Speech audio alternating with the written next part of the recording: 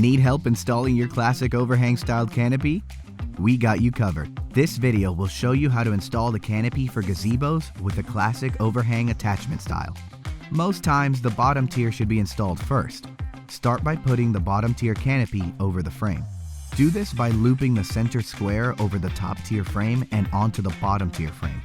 Start by fastening the bottom tier tightly to the frame by placing the corners of the canopy over the corners of the gazebo frame. Similar to a bed sheet, it is best to work diagonally. Do this for all 4 corners. If your frame has Velcro straps, fasten all Velcro straps to the roof bars and, if applicable, attach fastening clips. Next, place the small canopy over the top tier frame and rest it over the frame. Pull each corner of the top tier towards the prongs. Insert the prongs into the corner pocket. Work diagonally and do this one prong at a time. You will still need to pull a little harder on the last corner to complete the installation. You have just now installed your canopy. Sit back and relax under your new canopy.